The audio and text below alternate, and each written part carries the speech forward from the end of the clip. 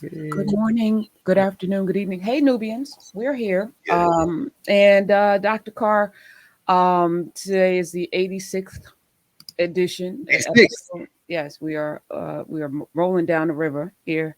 Uh-huh. Um, and let me just say, office hours has become a thing. So those of you who are in Nubia, on Mondays at 7 p.m. Eastern, Dr. Carr fields questions. And a few Go weeks right into ago, the conversation. The con- you're in conversation. This is yeah, it's because last relaxed. time it wasn't the question last time. What you about to tell them? I'm still shook by Yeah, that. Please. listen, I have not stopped thinking about it because I remember early on in class we had a family come in. I think it was three children and it was a little boy, 10 years old. I think it was Yes. Tiffany and Tariq Abdul. I think they had their kids.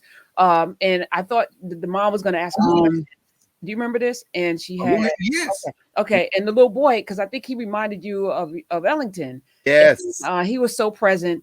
And it was at that moment, Dr. Carter, that I realized that vision that you gave us of Africans around a tree with different ages, multi-generational, with elders talking and sharing, that we had arrived there.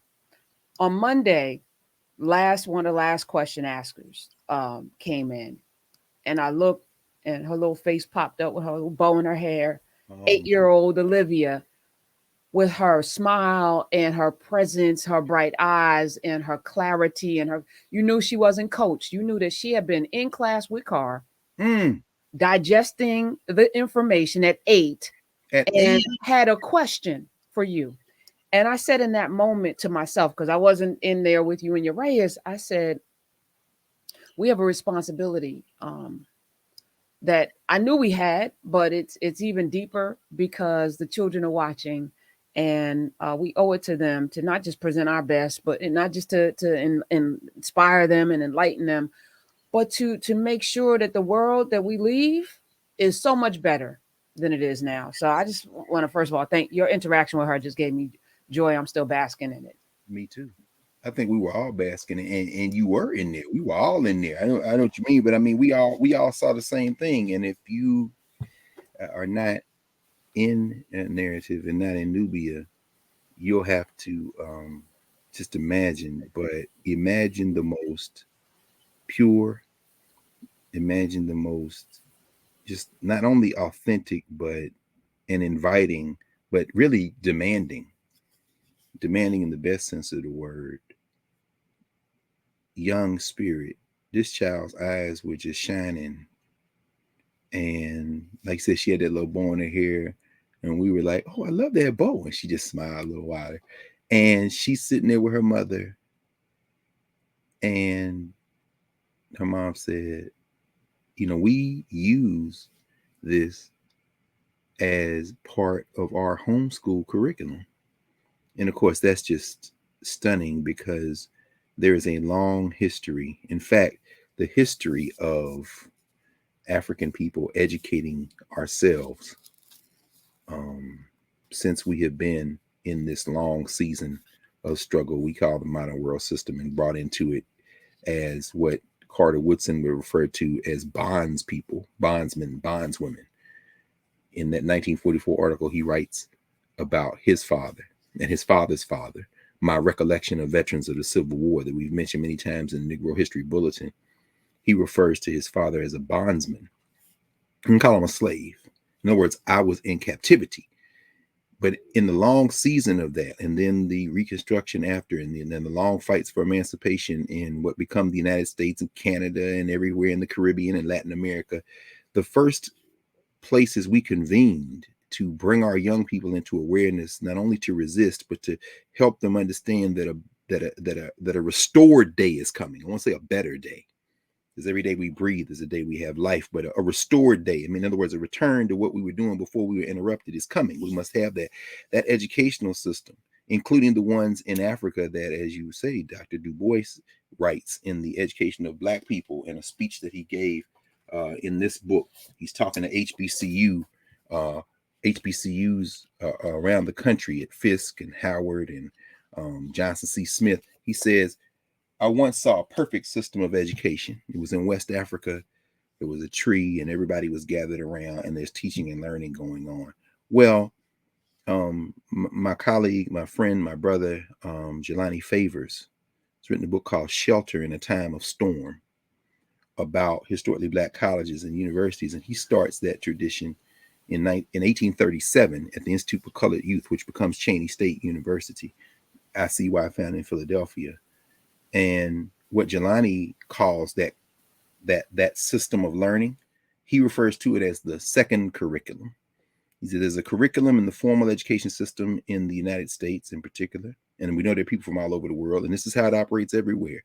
Whether it's Brother Oz and the folk in the UK, whether it be now the afterlives of colonialism, or throughout the continent of Africa, whether it be Asia or India, any place the West has been, they try to organize this formal system of education, which is also about indoctrination and socialization. But Jelani says there was a second curriculum, and that second curriculum was the cultural curriculum, were the ways of knowing, were the movement and memory, were those categories in our Africana Studies structure which allow us to pass from generation to generation to generation to generation, the things that we must keep and know about ourselves and our governance structure as we navigate the social structures. And so what Olivia brought into that room last Monday night, and I'm sure there's some people listening now who are saying, well, I got to get a narrative. Yeah, you do. What she brought into the room that night, sitting there on that couch with her mom in Chicago, was a demand. I am here. I am listening. I am creating. She showed us the piece that she made out of the empty paper towel roll, and she had put the ears on it and colored the thing. And so, because she's interested in art, so I pulled right quick one of the books on West African art and showed her the Ife bronzes. You know, here, because in fact, her initial question, oh my God, that question, it didn't make my heart melt. You know, people say, oh, you made my heart melt. No, that put steel. And she was like, why? Why do they talk about Africa the way they talk about Africa? Why, when I turn on television, they always saying Africa is poor and people are starving? She wasn't going to accept that because she knows better. But here this system is. Here this system George Jackson writes about in Blood in My Eye is. Here is this system prepared to suck this child and through another generation of Black children into this lie about who they are. But this little bright-eyed, brilliant child with that bow in her hair sitting there like, I reject it in my spirit. Now give me the tools to reject it in my mind. Here. And when she saw those pictures, she just like, and then what did she do? She went and got her thing. She said, look, this is what I did. I said, see, we are going to win because we never lost. We can't look at what has happened to us. We're still here. As Malefi Asante used to always say, we're the children of those who could not be killed. Because if we could have been killed, we'd be dead. But even life and death takes a different circumstance when a child presents herself to us. I don't know what was going through your mind as you listened to that. I promise you, I wanted to get up, but I'm trying to keep my composure. Oh, muted, Prof. Yes. Hold on, because I mute myself because I'm also in the chat with the Nubians. Good morning, y'all. Let me switch out to that too. She asked the question that hurt my soul. Right? Because it also is our responsibility to make sure that Olivia and all the Olivias and all of the Ellingtons and all of the Kareems and all of the young people out there, the Chloes and the beautiful bright-eyed children know, first of all, that content is not dark, that their first entry point into our poetry should not be Phyllis Wheatley. Also, though, the poetry of today, what are we feeding our children? I was thinking there's a story that I was going to talk about on my radio show that I decided not to because it's a governance structure conversation we should be having. And I don't want to have this conversation about a rapper who, once again, has a video with Black women on a leash. You know, I was like, didn't we do this already? Wasn't that a problem already? It wasn't a problem because we didn't deal with it. We ignored it. And this is beyond the conversation about WAP and all this other stuff. This is about the lyrics, you know, and I was repeating some lyrics in my head. And I was like, why do I know that bitches ain't ish, but hoes and, you know, I was like, why is that rolling off my tongue? You know, and I remember being at the Daily News covering Calvin Butts and C. Dolores Tucker. And I thought, you know, the performative nature of going out with a bulldozer and running over CDs and whitewashing billboards. I was like, y'all are too extra. But I sit here now and I'm like, were they extra? And is it our responsibility? Because at the same time as bitches ain't ish but hoes and tricks, I know that I'm just a bill. Yes, I'm only a bill and I'm sitting on Capitol Hill. And I also know about conjunction junction. What's that function? So somehow which, by the I way, was was heavily influenced by Black musicians and the blues. When you yes. really listen to Schoolhouse Rock, you're listening to Black music. They And I call learned a my nation. timetables over a beat with some song and some Mhm. lyrics that stuck with me, that allowed me to pass tests to get into school. I remember because I didn't. One test had what's a conjunction, and I was like, oh, conjunction done. And I started singing the song. I remember No it like question. yesterday. Oh, and but nor. Got it. Yep, it's right Get here. you pretty far. We talked about it before. My favorite was Verb. That's what's happening.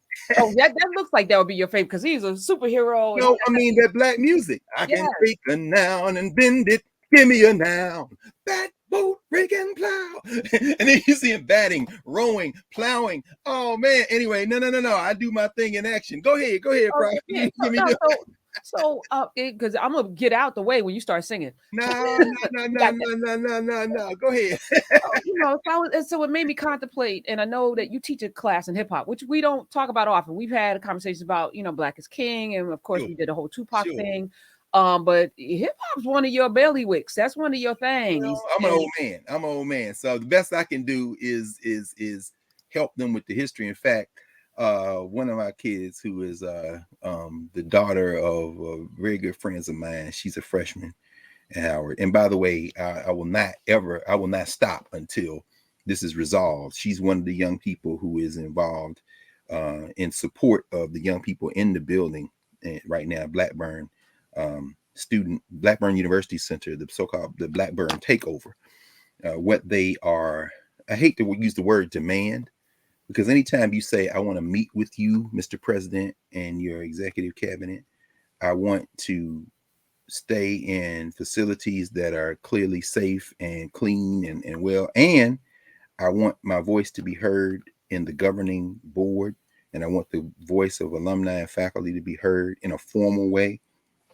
These are, while, as the president said at the university in a letter he wrote last week, while we may agree to disagree, there is a process. Let me be unequivocally clear as a member of the faculty and as a member of the Howard community now for 20 years. Meet with the students, not the individual student leaders. Meet with the students, the student body. But anyway, as I was thinking, they are registering for classes now. And I teach the hip hop class in the spring. And every semester they ask me, and she asked me a couple of days ago, looking for classes, the hip hop class. So what is the hip hop class? What do you do? And they always ask me that, because you think about it. Well, how do you have a class on hip hop? Well, y'all just play music, y'all watch videos, y'all argue about who you like, who you don't like. And there's a lot of that we do. But what I try to bring to it in my mid-50s is two things: a framework, because it's an Africana Studies class. And there are those at Howard. There are many in the country. And of course, I completely ignore them. And it's a badge of honor to do it at Howard, because we're still struggling to conceive of the idea of the Black university. And that's important to do in Black spaces, historically Black spaces. But the reason that we have built this space, the reason we are building it, is that we need to be beyond the structural arrangements and formations, even of the university. COVID has changed everything. I think a lot of people don't realize it yet, but that's fine. We don't get caught up in arguing with people. We're too busy trying to identify and pour clean glasses of water. But in this class, the first thing we do is give them a framework. So we go through the Africana Studies framework: social structure, who are Africans to other people. In the context of hip hop, we talk about everything from the commodification of African cultural production. We talk about everything from the beginning of hip hop, where the young people who were creating this form of African cultural meaning making, that morphed and changed and found its way and through generations of adaptation and change into the Caribbean, where you see deep roots in the Caribbean, particularly the British Caribbean, the English Caribbean, the former English Caribbean. Now, places like Jamaica, of course, when you start talking about ska, when you start talking about rocksteady, when you start talking about the traditions that came out of the 1940s, 50s, and 60s, which is really a cross fertilization, of course, because you see the migrations and immigrations of Africans throughout the hemisphere. And a lot of those folks are in New York, a lot of those folks are in Philly, a lot of those folks even are in Delaware, like Bob Marley's mother was, and Bob Marley for a time in Wilmington, and then returning to Jamaica. Cross fertilization in Jamaica, they're getting the recordings of those Africans in the United States, like the Isley Brothers and Little Richard and them, you name it, who were producing music in the 1950s and 60s. They take that, begin to literally disassemble those tracks, and using their own musical instrumentation and using the technology. I'm thinking about people now like King Tubby or Lee Scratch Perry. They began to reconfigure and lift out of it, using those cultural meaning making rhythms of Africa, the things they find most important, the beats, for example, the whole notion of extracting out. And then they began to do things like talking over the beats. But while that's going on, the toasting tradition, the long oral traditions of Africa, a similar process is taking place in places like the Bronx in New York. And while that's going on, in other words, you see, and then you have an immigrant who becomes kind of symbolic of all of that. He's not the only one. He and his sister, Clive and Cindy Campbell, out of Jamaica, right? Whose father, parents are immigrants. There in the Bronx, Sedgwick Avenue, there in the Bronx, where you see them kind of have gestate, and it's a back to school party where people say this is the founding of hip hop, the back to school party, because they want to have clothes for school and they're going to raise money by having a back to school party. So, Clive, who we now know as DJ Kool Hercules, is coming out of a tradition that is going on in the Bronx. His sister, Cindy, who's good with figures and the money and organizing, gets stuff together. They borrow his pop's equipment. And that whole tradition of having the best sound system, which comes out of the Caribbean and is remixed in the Bronx, leads to what eventually becomes this notion of how we think of hip hop. And of course, that is converged in New York and with the various groups of social organizations that Africans have created in the second category, governance. Who are we to each other? Well, in a social structure of blight, in a social structure of anti-Black and brown violence that includes the city planning of monster architects slash deviants like Robert Moses, not Bob Moses, the great human rights liberationist, but Robert Moses, the city planner in New York, who conceives of, among other things, the Triborough Expressway and the highways that cut through the Bronx, so that people who are out in Long Island or people who are out in the suburbs can come in to work in Manhattan and bypass everything and make it down to the commercial center of this criminal enterprise known as the United States in Lower Manhattan. But in doing that, in carving those pathways through the city, through the island of Manhattan, you disrupt those neighborhoods. And again, those immigrants don't stop coming. They keep coming. This was the smoke, and deservedly so, that Lin-Manuel Miranda got for the film version of In the Heights. Because there are a lot of Afro Latinos in that neighborhood, in those neighborhoods, particularly the Bronx. And so what you see is in the social structure attacking these people, in the governance structure, they respond. They create mutual aid organizations that also bear the great marks of pathology that have been inflicted on them by the lack of resources, by the destruction of their communities. And those things converge into very complicated formations that are neither all good or all bad, but they're trying to hold on for dear life. And of course, these are the young people who create what Jeff Chang and so many others have written about, the so-called, gangs. What does Chang call it? The 7 Mile world. Within that formation, you have the Black Spades.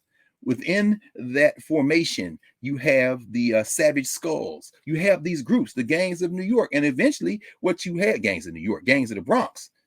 And gang is a social structure term.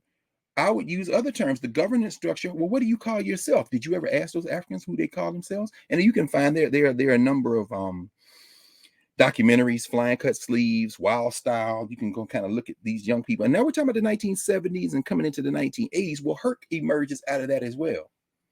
Africa Bambaataa emerges out of that as well. Bambaataa is directly related through the black spades to that tradition. But hip hop is forming out of that as a set of cultural expressions. You have some of these organizations, these formations that cut their own albums. The Ghetto Brothers is an example. Benji Melendez, you got Black Benji, Yellow Benji. There's a murder, there's a fight, there's a killing, and then they call a peace treaty. Guess who's in there to try to disrupt the peace treaty from the social structure? The police. Or as Tupac would refer to them, the biggest gang of N-words in the city. Meaning what? The police got the biggest gang. They're very proud of that. And they don't need you to stop to resolve conflict. You're going to put them out of a job. So while these young people, go ahead. So the dads that came in Louisiana, and this is all to me, it's like it's converging right now. Again, going back to Olivia, I'm like, what are we feeding her? What are we feeding her? What are we feeding her? What are we feeding her? That's the constant question. And what's our responsibility to make sure that she gets a clean glass of water, and every child gets a clean glass of water. And those fathers coming into that school in Louisiana where they had 27 arrests, like their children fighting. Clearly, there's something going on there. But our children. That's right. But you allow them to be taken out in handcuffs. Come on now. So it takes black men coming in, no problems. And they're being praised and lauded, but this. Go ahead, Dr. Carr. I'm sorry. No. Because what you're saying is very important. And we're going to see this in hip hop again. We've talked about hip hop, and I can almost hear. I'm sure you can too, Prof. Urias saying we gotta have this extended conversation. We just need a whole lane for that, because I'm looking in the chat, people name checking. Yeah, DJ Red Alert, no question. Oh yeah, we just tap in it a little bit because y'all already know. But that situation, and it's so, oh man, wow. From week to week, we all, of course, live in the 6 days between the day we get to be together, and then we have office hours now, which is just growing and really just edifying. But we have so many experiences. When that story came to national prominence, the dads, Shreveport, Louisiana, I brought the story to my Education in Black America class. And I asked them, because this is one of the beautiful things about HBCU. And yes, we have some real challenges at Howard with this Blackburn takeover. And no, they are not unique to Howard.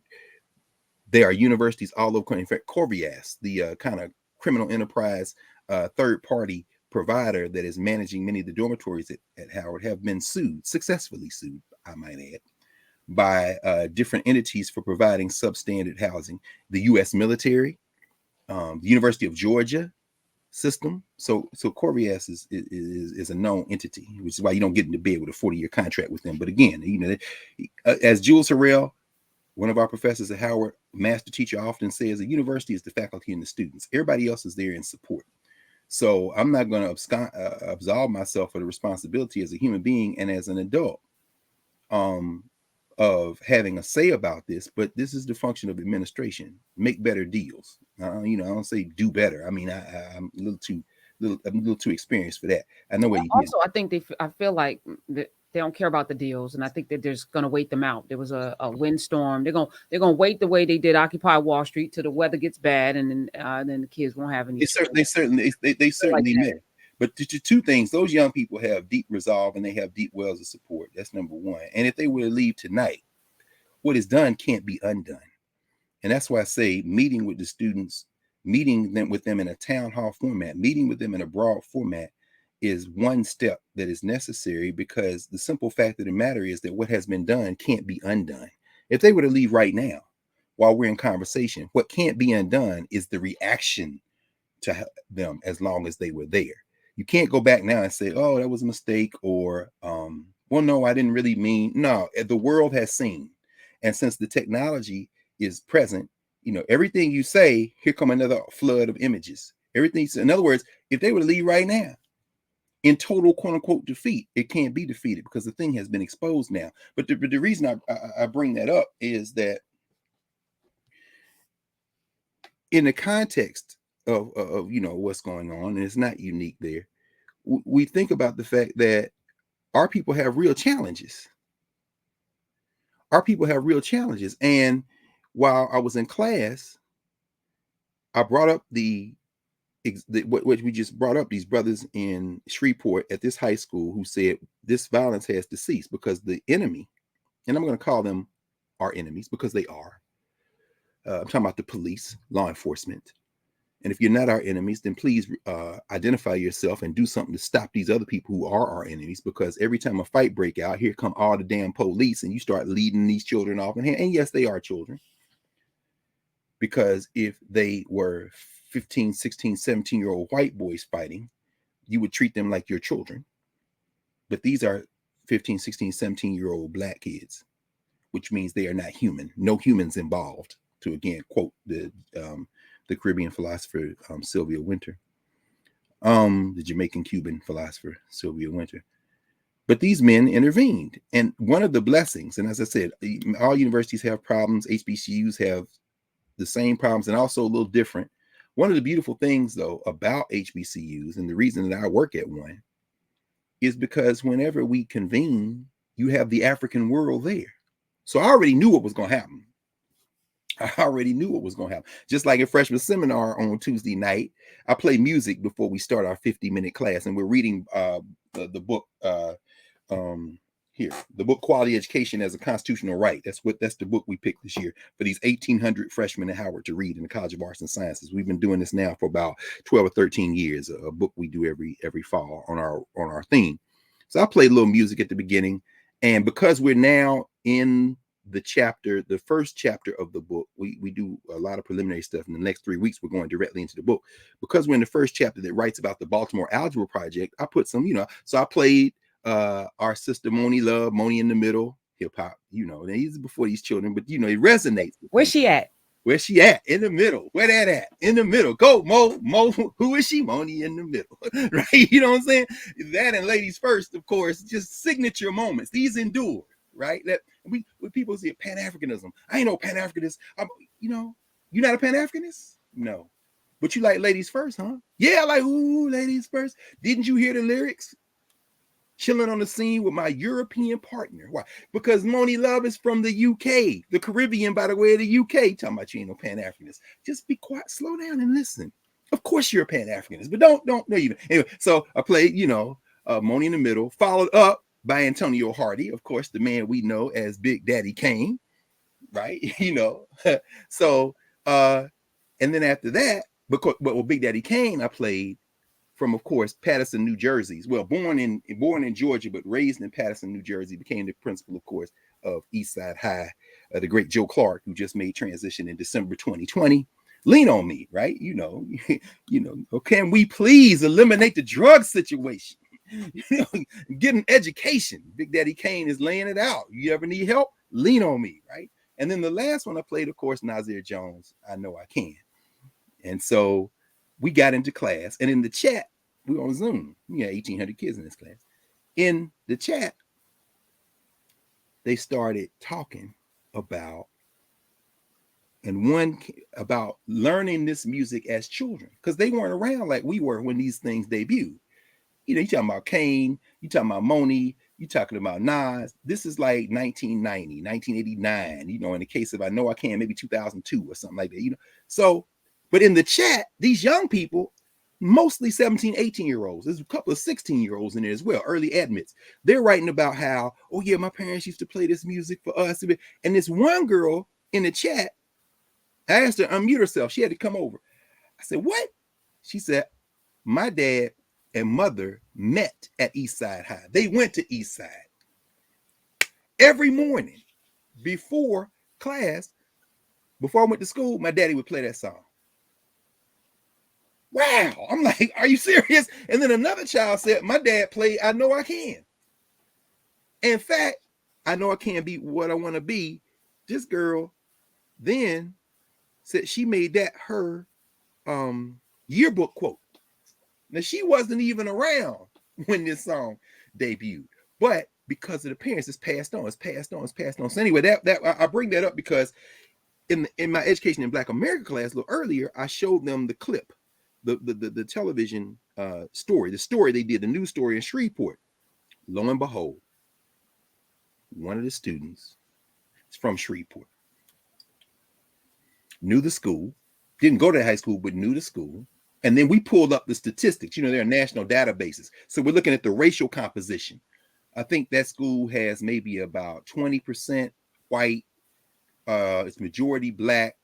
But it's very interesting. We started doing it. We did the numbers in terms of things like maybe 1,300 students in the schools. So this whole spotlight is on a couple of dozen young people. And what we never know, applying our Africana Studies framework in the governance structure, is what is the source of the violence? What's going on? And then as we're watching the report, I don't know if we saw the same report, Prof. Remember, though, here comes this white man who's got the brothers sitting in the library. Let me start. First of all, none of you have any training in counseling, any degrees in counseling. And then they're just sitting there, the brothers, about 6, 7 of them. No. Well, and of course, the white man is asking this not to critique them, but to show that they are concerned men and concerned fathers, which is their authority. He says, so what qualifies you? And they say, well, we're dads. And so you go on. But we pause there. And I said, what do y'all think about that? Young people immediately picked up on what I picked on, using an Africana Studies framework. That's a social structure framing. They are fathers, just like you, Chief, if you're lucky. So when you start with, well, none of you have degrees, do you? What you're automatically doing, George Jackson and Blood in My Eye brings this up. You're creating a hierarchy. Who gives you the right to come in here and ask them any of them questions? And so then we start, but then he interviews some of the young people in the school. And then, remember, the black girl looks at him and she said, and he asked her, the white reporter says, this dude, he's like, and again, I'm not criticizing him because he's coming from his way of knowing. I ain't mad at him.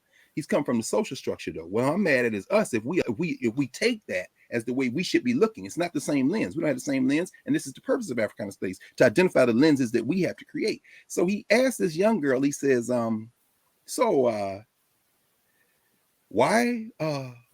do you all just kind of, why do y'all like having them around, and why do you think the violence has kind of subsided? Mind you, it's like 1,300 students in the school, and you talking about 26, and we don't even know the circumstances that led to the 26 over the course of the weeks where the violence occurred. So this is a useless, meaningless question. But when you say the violence, as if 1,300 people meet up at school to beat up each other every day, and you filled up all the jails with them, come on now. But it's all good. He asked this young girl, and she's sitting there, and she said, and then it was funny because the wisdom in her response remind me of little Olivia. Olivia, 8 years old, but she had that old woman soul as that youthful. She's sitting, I'm looking at her and I'm saying, this child is looking at us with the eyes and the spirit of a child and the eyes and the spirit of a grandmother at the same time. This is the power in our way of knowing. So this girl, she's probably 15, 16 years old. He asked her, well, why is the violence subsided? She said, you ever heard the look? Oh, and just in the way she did it, the serious moment where she was like, are you serious right now? Oh, you don't know the way of knowing. Then she just laughed him off. But for that split second, you ever heard the look? When she came out of it into the laugh, she said, I'm gonna let you go. But for that moment, she grabbed him up in his soul and said, you don't know who we are, do you? We respect our elders. We respect these brothers standing out here. And mind you now, it ain't like many of those cats could break up a fight. The leader of the guy's kind of big. Look at this guy like, man, the only reason these cats are respecting them is because they love them. They know these men are here to love them. And you see a little clip, like one of them, one of the clips, one of the brothers has this young cat's cell phone with his earphones in. He said, let me see that, man. What kind of pictures? And the kid is laughing. I'm saying, you can't take no young boy's cell phone. I said young boy like I was in Philly. You can't take no young man's cell phone and him not bristle unless he trusts you, and he trusts you because he knows that you love him. You're here out of love. And that led to, we had about a 30-minute conversation about the nature of governance in that formation. And what we arrived at was a consensus. The consensus was, as important as it is to have those brothers there, what they're doing is not new. It's new in terms of how it has to be applied now, but this is the way that we have formations, and they are only one component of what should be the ultimate destination, which is, let's have some moms. What would it look like if there were a community? What would it look like if there were 20 or 10, 5 women, 5 men, 20, 10 women, 10 men, various ages, and it was moms and dads, because again, even in that context, the social structure wants to make it look like this is male violence. No, what they're looking for is loving adults. I was gonna say, why aren't the teachers presenting that function or providing that function? Because I know when I was coming up at the black school that I went to before I went to Catholic school, all of the teachers and the principal could have gathered up any one of us with that same look. I remember Mrs. Johnson. Mrs. Johnson would fold her hands and just look, because I was a disruptive child. And the discomfort would just melt me in I would just, okay. She didn't have to say a word because there was an understanding. The problem in our school system is that we don't have enough people who are teaching our children who love our children. That's right. You know, they're doing it as a service or a duty or as a paycheck, but they're not coming in there out of love. In every space where we have teachers who do not have that spirit of love in the classroom, our children will fail. Oh my gosh, we are really trying to tie these things together. I promise you. In fact, I have to pause here because I was supposed to be with my Freedom School students once a month on Monday evenings. Philadelphia Freedom Schools does an Mbangi. Mbangi, of course, the West Central Africa Congo word means a house without rooms. It's a convening. And they've reconfigured it now because of COVID to be a national and international meeting. So any teenager, you know, we want our teenagers involved in this Mbangi. And they have decided now to go live. We're going to do it in the afternoons, but in order to accommodate other time zones, particularly the West Coast in the United States, they do it at 7 p.m. And so the initial one was supposed to be this past Monday. So that's why, Nubians, when you got the message that we were not going to have office hours last Monday, is because I just completely forgotten. I mean, I'm like, oh my God, is this the first one? Okay, now it's going to be November, the end of November. I think the 22nd is the date. But at any rate, the point is they moved it. And so then we could have office hours like we regularly will and do on Monday nights. And so coming in there, you know, we got it together. You scrambled the team immediately, you know, put them back into action. Thank you, Urias and Carl and, you know, Karen. You said, okay, we're back on. Let's do it. That's all ancestral, because had we not done it, Olivia wouldn't have opened that week for us.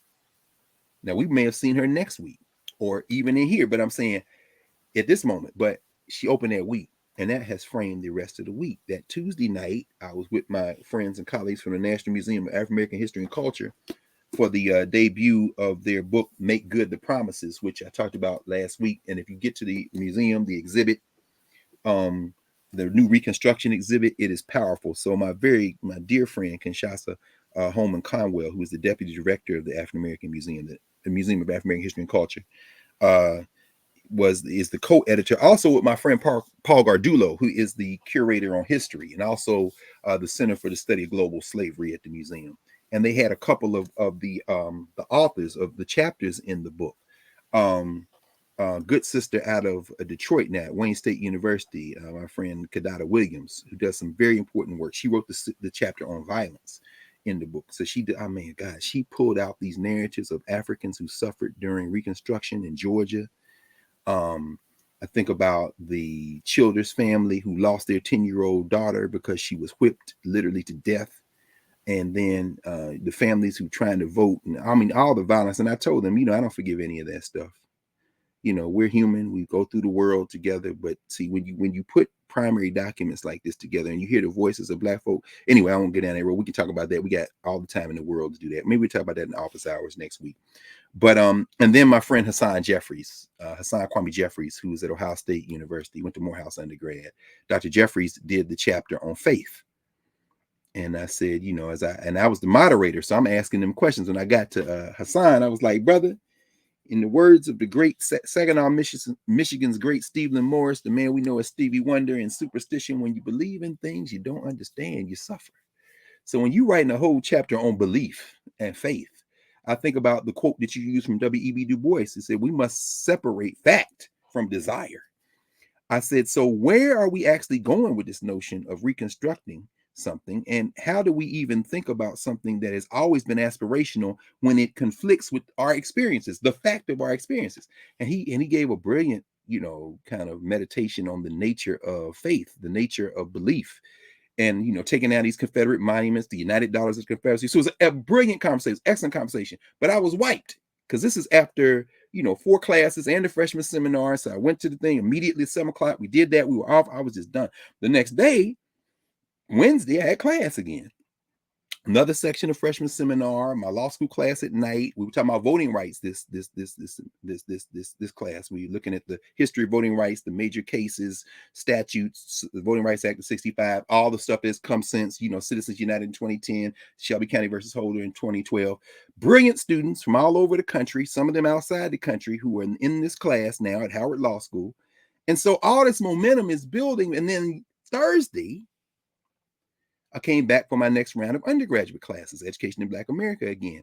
And this is how it ties to the Shreveport piece. We had talked about that. And we had gone through that analysis. And we couldn't find the data on the racial makeup of the teachers. In the profiles we were able to identify from the various databases we accessed. And of course, I'm sharing my screen, so I'm looking stuff up as we're going through. But we're reading that book. We're finishing up the book of The Lost Education of Horace Tate, Vanessa Walker's book that we've talked about many times. And we're at the end of the book where the American Teachers Association merges with the National Education Association, the NEA. And the Black school teachers who come out of segregation are debating the utility, the value, and the function of merger.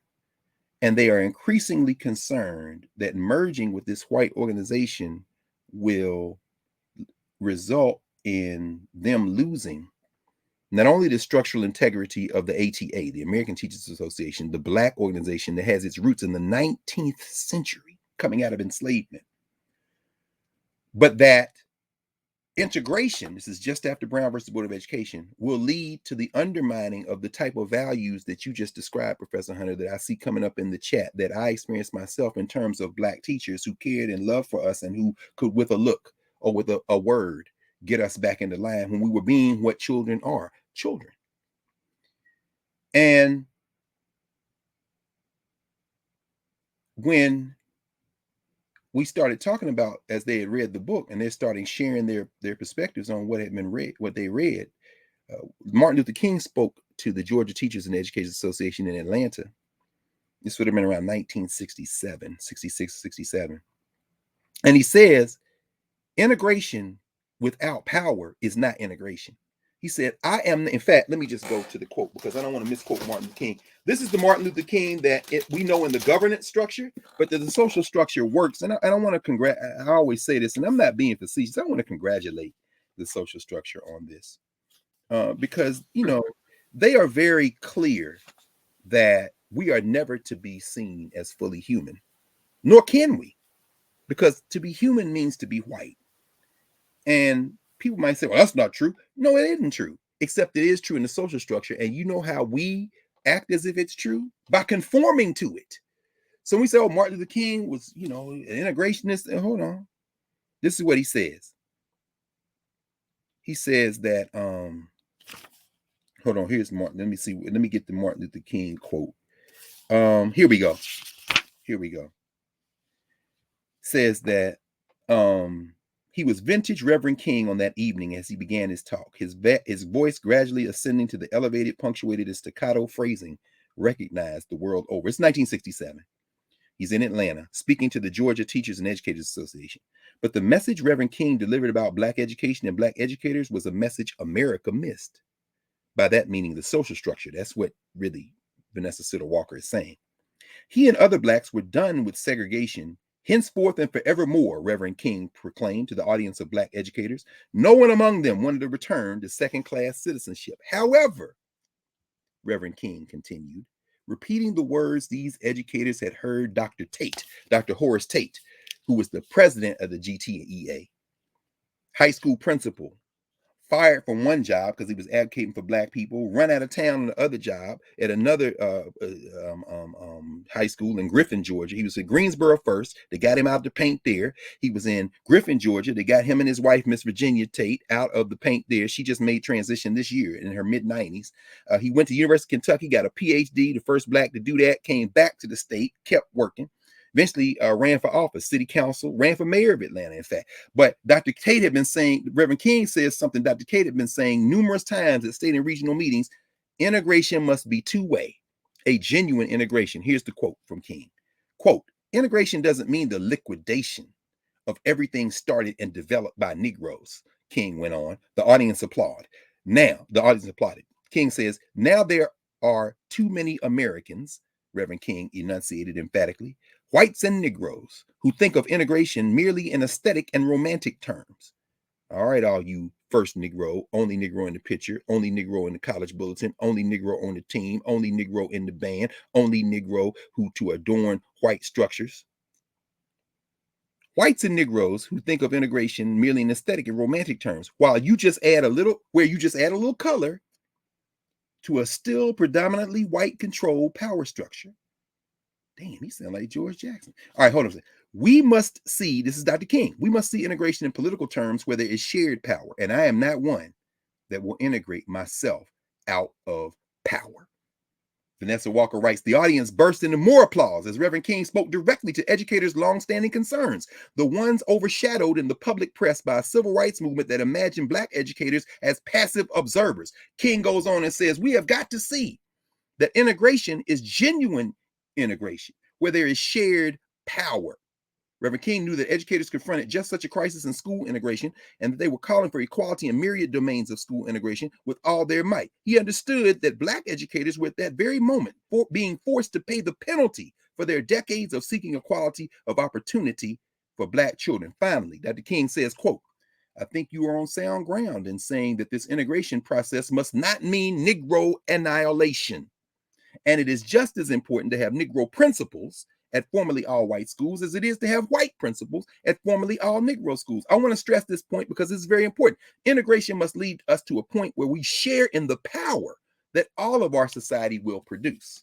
Now, as we were reading that, the young people are saying, that teacher you had, that teacher many people in the chat had, was an outlier. That Black woman, that Black man, Jeannie Scott, at Hillsborough High School in Nashville, when I was a sophomore in high school and the Atlanta child murders were going on, and she would wear her ribbon to work every day.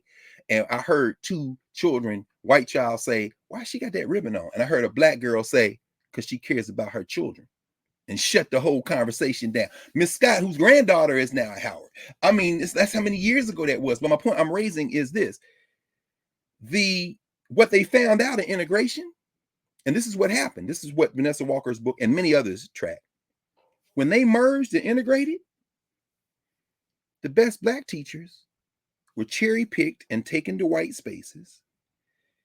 Many of the other Black teachers who were also good were taken and dismissed. They lost their careers. In places like Arkansas and Virginia, they literally closed schools for a year.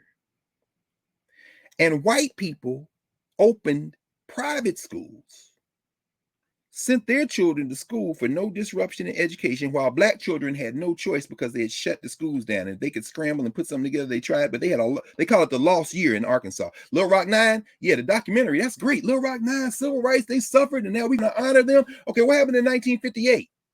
That was 1957. What happened in 1958? Oh, well, fathers closed the schools for a year. But we want to go back to when they was getting spit on and shit, because see, that's the thing we want y'all to do. We need you to play a nice accessory, like a nice pair of earrings, or this one, a lovely bracelet. Don't you love this bracelet? This is the Rosa Parks bracelet. Don't you love this ass whipping bracelet? This is the John Lewis Selma. But don't you love these matching earrings? This is the Emmett Till earrings. And really, it was a tragedy, but look how much we've grown. No more accessories. What happened in 1958? In 1958, they closed all the schools in Arkansas. That meant that Horace Mann was closed. That's the school that Little Rock Nine came from, that in Dunbar. All them schools was closed. Well, then, so white people lost too. We all suffered. No, white people started academies. And then y'all laid in wait in the social structure for decades until you could figure out a way to siphon my tax money into those private schools. Yeah, y'all call it vouchers. In other words, this criminal enterprise, y'all don't never want, Dr. King told you, do not integrate yourself out of power. Those teachers looked at that and were like, We don't want to integrate ourselves out of power. And as they integrate, that's where I'm going with it. Thinking about Shreveport, thinking about those men, wishing there were some women there, realizing, yeah, the teachers, as y'all saying in the chat right now in Nubia, the teachers should be serving that function. Realizing that the teachers there come out of a tradition, come out of a history, a recent post-Brown versus Board of Education history, where the role of teachers has been diminished in our governance structure because we've allowed it to be, and it looks more like this criminal enterprise social structure that has never valued education for everybody, and that is willing to sacrifice education for everybody if it means keeping the people who are at the bottom of this hierarchy at the bottom of the hierarchy. So they never had a great education system to begin with. And they've only savaged it the more those of us who they would consider to be less than them, less than humans, no humans involved, have been integrated. So now you end up in a situation where after integration, many of these teachers lost their jobs. And the Black ones that were in had to swim in a sea of whiteness. And many Black students, some of y'all in this room, came to these schools expecting, wanting teachers to help you, encountering hostile teachers or teachers who didn't think you were human, alongside teachers who did think you were human, including some of those Black teachers. And so we all cluster around those Black teachers that we had, or these beloved other teachers who saw our humanity and development. But it's a battleground every day in education. So as we're having this conversation, and we talk about the fact that after the merger, you see Black teachers dismissed, and then white teachers get those jobs and they practicing, looking to get to a better school, and you see the decline. And so here we are in 2021. The schools are more segregated now nationwide than they were after Brown versus Board of Education, except now you've decimated the Black teacher force, which is why my friends at the Center for Black Educator Development, Sharif El-Mekki, I do a Thursday afternoon thing. We go live, Shana Terrell, talking about building this Black educator pipeline, the whole process where we have Philadelphia Freedom Schools, we know Asheray Hines and Stephanie Joy Tisdale, the Mbangis we have. We're trying to rebuild the Black teacher pipeline, create more Black teachers, but teaching has been decimated in terms of the public esteem, in terms of evaluation. And you got a lot of people in the classroom who shouldn't be in the classroom. They're looking for a job, and then they want to help, but then they come in there and they get so defeated that they burn out. All this is going on. And then I turn to the legacy with these young people in this Education in Black America class. And as you all have seen many times, I have the histories, because one of the things that the American Teachers Association, when they merged with the National Education Association, they told them one of the conditions was that we have to write the histories. We have to write the histories of our association. And this is an interesting book. This is called the National Education Association and the Black Teacher. This book is by Michael John Schultz Jr., University of Miami Press. It's an important book, but this book right here, not as important as these books. And I'm not going to show y'all all these books. I'm just going to show you a couple of them because we've talked about them many times. And I think I'm going to have to, every time we talk about one of these subjects, I realize this is a year-long course in itself. So these are just, like you say, breadcrumbs. The various state histories: Mississippi, Alabama, Louisiana, North Carolina, the Palmetto Association out of South Carolina. Remember we talked about it with Mike Harriet one time.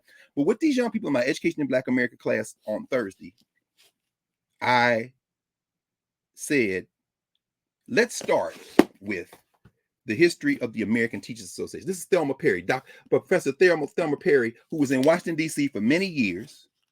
And I tracked this book down from Cheney, Washington, the library of Eastern Washington University. They de-accessioned it. They threw it out of their library. So I bought it very cheaply years ago. It came out of their library. You know why? Because still got the library card. In fact, there's a book that I have that it's like it's called The History of Library Cards. Remember they used to have these library cards. We all right? And it's fascinating because, of course, when you see a library card, you see who checked the book out, when they checked it out. And I said, I want y'all to look at something, y'all. Look at this. Look at this library card. I said, look at all the people that checked it out and read and understood. Wait, what? Nobody. Right. Now watch this. In the library at Eastern Washington, look where the subdivision was. It was property of the Black Education Program. So that tells me one or two things. It wasn't no Black people up there, maybe 2 or 3 that had a Black Education Program. And even if it was 1, 2, or 3, none of y'all in the program checked it out. This history is the history of those Black teachers. That's Thelma Perry right there. She worked for the Carr G. Woodson Association. She was an associate editor of the Negro History Bulletin. She taught an associate professorial lecturer at George Washington University. She was a member of the District of Columbia Bar. She had a JD. She had taught in North Carolina, in Oklahoma.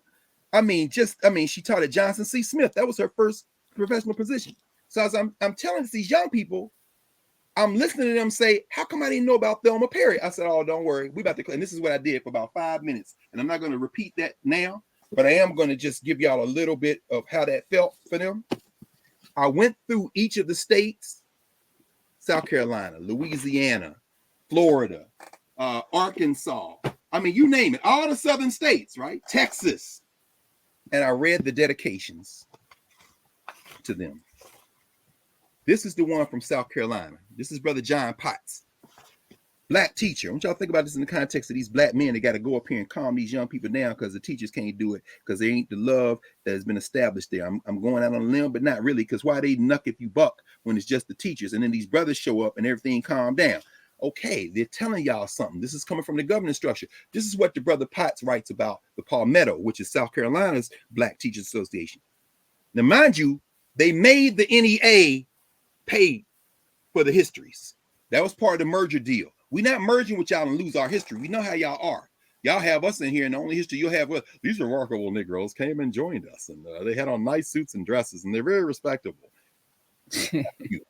We're going to write our histories, and you're going to pay for it. And we picked the scholars to write the histories, and they're going to be mostly teachers. The Florida joint, oh my God. The history of the Florida joint was co-authored Gilbert Porter and Brother Liddell Nayland.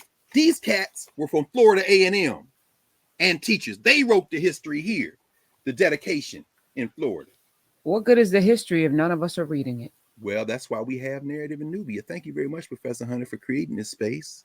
And this is why we're all here, because as long as it's here, we can remember. That's what we're doing.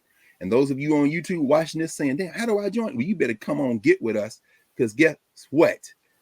Oh, I'm sorry. We should probably, who was that had that hip hop song? Drop that zero, get with this hero. In other words, lead a social structure and come on into the governance structure. Look at this dedication. To the many Black teachers of Florida who joined together in the Florida State Teachers Association in an effort to improve the overall quality of education in the state. That was that dedication. Let's go to the Palmetto. This is South Carolina. My man Potts. John Potts said to the founders and former members of the Palmetto Education Association who did so much with so little for so many. May we always remember their unselfish and devoted services to the teaching profession and to the progress and development of the people of South Carolina. And so we went state by state. Some people dedicated it to, look, this Louisiana, this Ernest Middleton, to my mother, Viola P. Middleton, to the memory of my father, and to all Black teachers who kept the torch of knowledge burning in the minds of boys and girls throughout Louisiana. By the time I got through these dedications, some of these kids was misty-eyed, and they kept saying, I said, just pause for a minute. These are my parents and grandparents and great-grandparents and these are your grandparents and great-grandparents, man. They built a bulwark. The history of the social structure will have you think they was out there in rags with an oil lamp in a building with holes all in the wall, teaching children their letters, and maybe 2 or 3 of them were. But these women and men that you've been reading about, they were the bridge. And here we are in 2021. You want to know what happened to education? We started listening to the social structure. And so now you got to come back and relight the torch. And so as those brothers come into Shreveport, they are coming in to intervene, but it can't stop with that. Now we want to know why y'all can't do this. And so while the man is sitting there, the reporter like, none of you have degrees. No, we don't have degrees. And guess what? We have to paint now. This interview is over because we're getting ready to conduct professional development for the teachers. And no, we don't have a grant from the Lumina Foundation or the Ford Foundation. No, we do not have a MacArthur Genius Grant. In other words, no, we are not the curated pets of white translation. We are people who have the expertise of coming from a governance structure. And if you want to engage with our children, you will sit and listen, and then you will model, and we are going to assess your effectiveness. Call it professional development, call it whatever you want. Cut us the check to pay us. But what we're not going to do anymore is come in here as junior partners in the development of our children. This is a very different paradigm. And every teacher, educator out there who would disagree with me, I invite you in the newbie, and maybe we'll have a special class where we can have the conversation. Because I damn sure, after 30 plus years of teaching K-12 and college, want to hear what you have to say that could anyway argue with that. I really want to hear that, because if it's better, then let's adopt it. If it needs to be blended, let's adopt it. But what we must do is change it to the governance structure. Now, what does all that have to do with hip hop? Well, well, that's easy. That's easy. Because what is hip hop? Now we talk about our Africana Studies framework. And we have to talk about it in the context of cultural meaning making and movement and memory. Before, though, we do that, you said it a few minutes ago, Prof, but I want, at this moment, as we kind of pivot and do the transition, so we talk a little bit about hip hop today in this context. Again, what animated your mind to then say, you know what, we should probably explore this, was an article you saw? Yeah, I mean, it was an article about, I don't even want to say his name because he's a Dominican rapper who I never heard of before, who apparently, and it reminded me of Snoop, coming onto that stage with women on leashes. And why was that acceptable? Why was it acceptable for Ludacris to skeet on us? Why was, so I'm just like, right. What's looking at Olivia, I'm like, what's his name? Soldier Boy? Yeah. I'm like, Olivia deserves better. And I don't want to be, Dolores Tucker or Calvin Butts, but at some point we have to bear responsibility for the hypocrisy that we allow our children to digest on a regular basis. And I don't know how we explain to them why that's okay, but yet we want them to live these, these kind of lives. We don't want that for them, but yet we accept all of this in our music. And it's not about, the sanity, coming in with this sanitizing everything, but at some point we're going to have to start asking ourselves the question about whether this hypocrisy that we live in on a daily basis is okay, and who's driving it. Because when hip hop was at its, when you talked about Cool Herc and even Broken Glass Everywhere, the message, even that was storytelling and poetry in a way that we could all, I'm living this experience and it's real, but it's not, we're not basking in it, we're not glorifying it or celebrating it. And KRS-One, we just, Big Daddy Kane and Public Enemy. Yes, this was discussions about what was happening. But at some point, the social structure got a hold of it, and they're feeding our children poison every day, to the point that 3, 4, 5-year-olds know lyrics that are debaucherous more than they know their ABCs. And that should be a problem. And for those dads on duty to show up in a school tells you that there's something else going on in our community that we must put at the forefront for the Olivias of the world, for the Ellingtons of the world, and that's our responsibility. Mm-hmm. So that's right, it is. And we see in hip hop, I mean, when you mentioned C. Dolores Tucker, I mean, I knew C. Dolores Tucker, not well, but she's from Philly. Of course. Oh, I didn't know that. Okay. Yeah, and she passed by her house every day going down the drive, going up to Germantown. I mean, she and her husband right there. She was an apprentice, of course, like many others, including Dorothy Height, Mary McLeod Bethune and them. I mean, she's in that whole Negro women's formations, what I'm saying, the colored National Association of Colored Women, very important. The first Black woman Secretary of State in Pennsylvania, very heavily involved in politics, and of course of a generation that would be like your mom or my mom.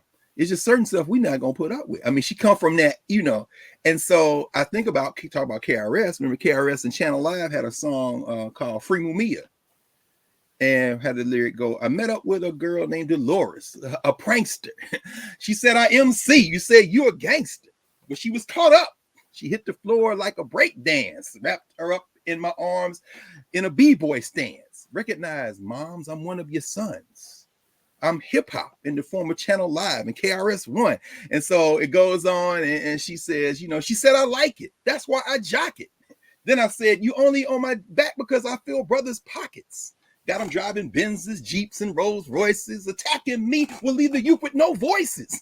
So he goes on, like they're having a dialogue in the hip hop song, KRS-One Channel Live with Dolores Tucker, say, we got a misunderstanding. You don't understand. And then the chorus is, KRS comes in and says, Warner, Electra, Atlantic equals WEA. Instead of fighting them, why don't you go free Mumia? In other words, instead of getting wrapped up with these record companies who are using the steamrolling and all this to turn around and say, let's create intergenerational conflict and now go buy all this damn music. And you know that most of the people buying hip hop are not black. Come on. And those 2 or 3 of you who have peeked in here in YouTube and decide, because y'all like to hate watch, we're not really thinking about y'all, but I'll pause here to say that if you are in here, we know what you're going to do tonight. We know what you're going to do tomorrow. The Halloween parties where you wear the black face, where you dress up like Native Americans, where you put on the cat suits in your fetish fantasies, because we know the origins of Halloween. Maybe we'll say that at the end.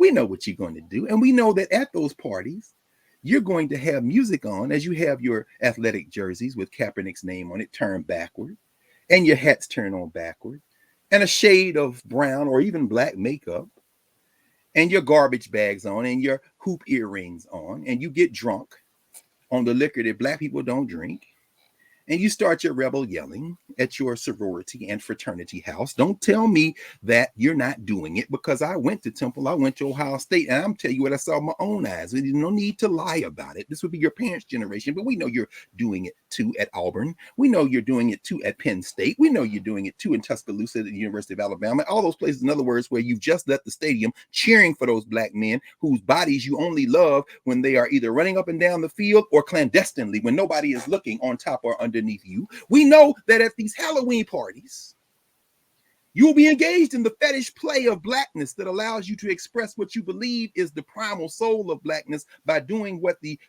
scholars of minstrelsy call blacking up. We know what you're going to be doing, and we know the whole time that you're doing it, you're going to have playing in the background Boozy. We know that you're going to have playing in the background Master P and Snoop. We know in the background that you will actually be saying, bitches ain't but holding tricks. On these nuts and get the fuck out after you're done. Then I went to the car, make a quick run. I once knew a bitch named Eric Wright. We used to roll around in the hose at night, tight than a month with the gangster beats. Because if you look at the song, Bitches Ain't Ish, it's really an attack on Eric Wright and Easy and them dealing with patriarchy. A patriarchal, basically saying, you're not a man. Bitches ain't, who is the bitch you talking about? I'm talking about Eric Wright. I once knew a bitch named Eric Wright. Oh, but you know what resonates? Is not this small-minded, Andre, small-minded Calvin, small-minded, narrow, dehumanizing characterization of men as women, not even women, but bitches. But what resonates is you somehow think being a woman is less than being a man. And you got that whole idea from white people. In other words, blackface minstrelsy is one thing, where white people blacken up so they can pretend to be black at a Halloween party because it just lets them be free. It's quite another thing for a natural-born African to become a minstrel of himself, and then turn around and put a dog collar and chains on somebody that could be his sister, his wife, his mother, his daughter, his niece, or himself. Because we ain't going to get into this gender trap. And then walk around on a stage. You want to know why we see our brother Snoop with Kevin Hart reporting on the Olympics? You know why we see him with Martha Stewart making cookies? Because that's the acceptable trope for blackness, or passing out beers on the beach in the party, because that's the acceptable conversation when it comes to what is a black man. because there are no humans involved.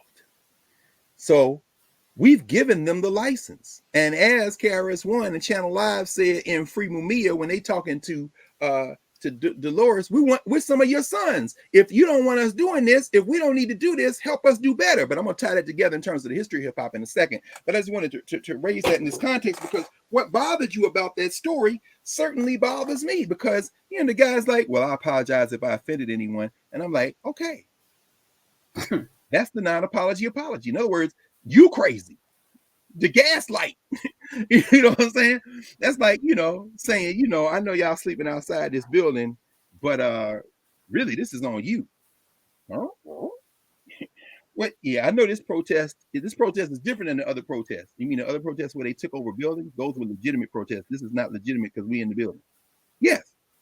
Okay. Now, I'm the fool if I listen to that and act like it makes sense. But I know that that's not even the point. The point is there's a political thing that you're trying to be after. And what we see in hip hop then is that the social structure, who we are to other people, figured out this is the next iteration of Black creativity. Let us figure out how we can make profit off it. So they begin to pick and curate winners and losers.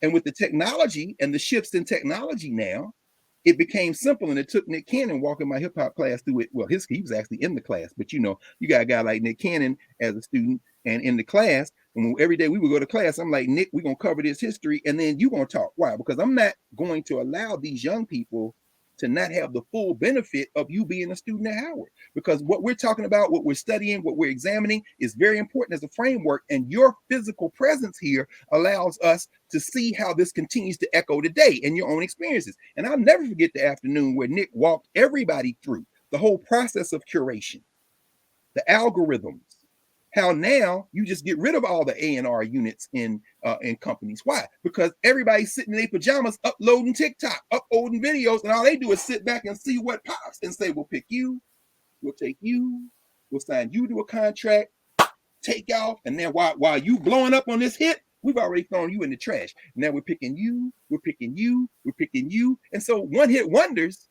yeah, that's the model. Now, if you come back, if you can be like a Lil Nas X and figure out how to hit it again and again and again, that's cool. But they don't even have a model like that. They don't even need A&R. Everybody trying to get famous. Influencers, what they call them, right? And that's what leads me to a fascinating, at least I find it fascinating, a fascinating observation about hip hop. And this goes back to where we stand. We kind of, this is now we're making a turn toward the end to bring us together. Everybody doing hip hop went to school.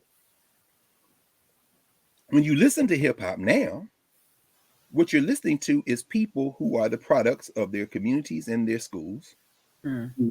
And you can tell in the shifts in language, the shifts in metaphors, the shifts, not only the experiences they had in the world they're living in now. And we know the world now is very different than 20 years ago. We saw this fool Mark Zuckerberg with his technology, who and his friends created to get girls, trying to now turn this thing, you know what? It ain't Facebook no more. It's what they call it, bro? Meta. It's Meta. Oh, that's different. Let me restore that $6 billion you lost in a couple of hours 2 weeks ago. I'm sorry, it's Meta now. No, but the virtual reality he's talking about now, this is the way the world is going. We're going from the internet to virtual reality. Yeah. And if you better be careful, because while we're talking about virtual reality, let me see if I can find yesterday's Financial Times. Oh man, no, this is I won't be able to find it quickly. That's too bad, because it might be on today's paper. I just haven't had a chance to oh no, here it is. Undefeated. Yeah, no, here it is. Right, no question. I keep the papers until I throw them away. Look, this is Mark Miley, the Joint Chiefs of Staff, chair of the Joint Chiefs of Staff, General Mark Miley. Can we see the headline? Pentagon chief admits alarm over China's hypersonic weapons tests. Let me read to y'all while everybody's putting these virtual glasses on and looking at Mark Zuckerberg trying to save his damn company by rebranding. While that's going on in the virtual world, let's go back to what some people call the reality-based community. Here's the first line. The U.S. military's top officer, this is yesterday's paper, the U.S. military's top officer has confirmed that China recently tested an advanced hypersonic weapon, calling it a very significant development to which Washington was giving close attention. General Mark Miley chair of the U.S. Joint Chiefs of Staff, said the test of the nuclear-capable weapon was close to a Sputnik moment, referring to the start of the space race between the United States and Soviet Union when the first satellite was launched by Moscow in 1957. What was the weapon? Well, on July 27th, China launched a hypersonic glide vehicle, which travels at more than 5 times the speed of sound and maneuver like the space shuttle on a rocket. You know what that means? That means that every missile defense system in the world, including the United States, is, as of that launch, Absolutely. no question. They got a rocket that can go into orbital space, go around the world. When it gets over New York or Kansas City, drop back down in the atmosphere, drop the nuclear weapon, and be gone. Your move. Oh, well, no, I was with Mark Zuckerberg. I was just, boom! What? Ashes. So let's be clear. While these people around here generate, now that don't mean they'll ever use it. It does mean that whatever budget that Joe Manchin and Kristen Sinema and the 50 white nationalist party members, including Tim Scott, are holding hostage and keep shrinking down, while all that stuff is being negotiated to be less than what it should be, because China did this, watch the Pentagon come back, and most of that money, particularly when the white nationalists take back the Congress in 2022 and perhaps the presidency in 2024, all that money that people couldn't agree to spend on because the capitalist class that George Jackson said got to be destroyed has paid Manchin and Sinema enough to block it, and has already bought them other 50 white nationalists who need white nationalist votes to be elected, which is the main reason that they won't vote for anything that will even help their own white nationalist constituents. That money that will still be there, they're going to spend that now on an increased Pentagon budget, and they're going to scare everybody with the threat of a nuclear China that's got a weapon that can now drop down here. So we got to spend $15 trillion to create another defense weapon. Now, I'm just telling y'all now in October 2021, so that in October 2022, when it becomes the story, because ain't nobody paying attention because they too busy looking at football games and stuff like that, you won't be surprised. Anyway, so what was fascinating to me about this hip-hop thing, again, listening to, Nick talk to them about curation, and I know that this isn't new, but for me, and particularly for them, it's important to hear. It's very important for these 18 to 22-year-olds to hear it from somebody who they revere. Why? Because they grew up on him. Somebody who, as a man approaching middle age, can walk on a college campus, and all the middle school students, as we walk on the campus, like, Nick, wildin', and then go in the room, and all the kids is like, we watch you on Wild, I want to be a wildin' out girl. I'm like, oh my God, you want to be a wildin' out girl? And Nick is like, no, you don't want to be a wildin' out girl. It's, oh yeah, man, but you can tell them that, but they see you 5, 6, 7 days a week. And so my point is that to have him talk to them different than me talking to them, obviously. And when he's telling them, not only do they have your number, they built the machine that gives out the numbers they give you. It's not your number. You know what I'm saying? You think you being a creative and an influencer, what you're doing is being brought into an algorithm.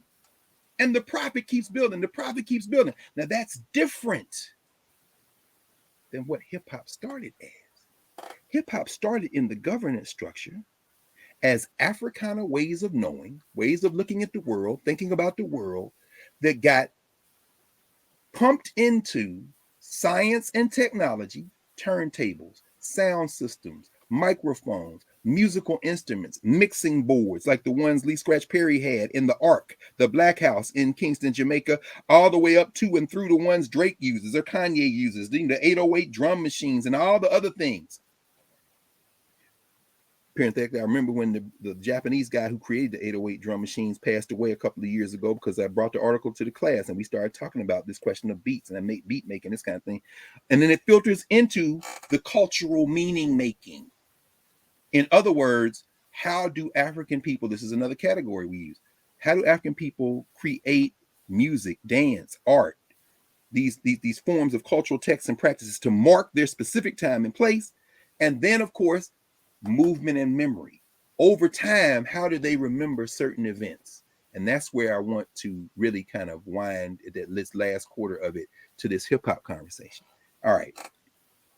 Remember I said that, last Tuesday, I was honored, blessed, and always humbled and very happy to participate with the National Museum of African American History and Culture, which, as I wrote in Ebony, maybe it was the higher ed article I wrote when at the beginning when the museum opened. I think of more as a shrine than a museum. And Kinshasa echoed that. She said, I like that, a shrine. I don't mean a shrine like a holy place, like a sacred place, although I do kind of mean it. And by the way, when you talk about Halloween, hallow is from the Middle English. Um, it is a word that refers to something that should be venerated, something that should be made sacrosanct or holy. And we know that the Celtic origins of Halloween were about rituals marking the end of summer, the beginning of fall, where scarcity will become the rule rather than the exception. So the idea is if you don't have enough food and you having a transition season, and in this transition season, they say this is the season when the world of the living and the world of the dead are in close proximity. So therefore, we have to be very careful. And plus, we don't have enough to eat. So if a ghost show up at your door, you better put out a bowl of food. Now it's candy, of course. 25% of the United States candy is sold during this season, a quarter of the candy.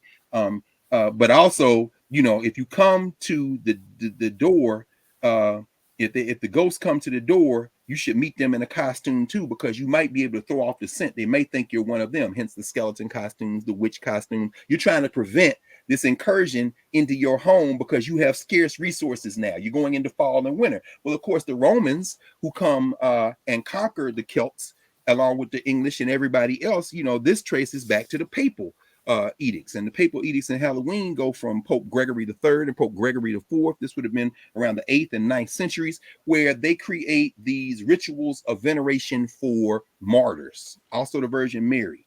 So, martyrs in the Catholic tradition, many of them are also known as saints. So the whole idea is that the ritual of All Saints Day is created by the Catholic Church to venerate these saints. But as they're conquering these people, as they advance and conquer them, you can't just take all their rituals. That's why you get this car crash called Easter. That's why you got a damn evergreen tree in your house on December 25th with a manger underneath it. It don't make no sense. No, it don't make no sense. It's the European holidays are ritual days which literally mark the history of European conquest. That's why all the car crashes are there. What's a tree got to do with a damn manger? I don't know. Well, what's a bunny got to do and eggs got to do with Jesus Christ in the grave? Nothing. They're conquering people, and you can't make them throw away all their ways of knowing, all their movement and memory, all their cultural meaning making as you expand your social structure. Same thing with Halloween.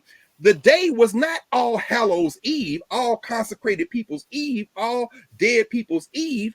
The day is All Saints Day.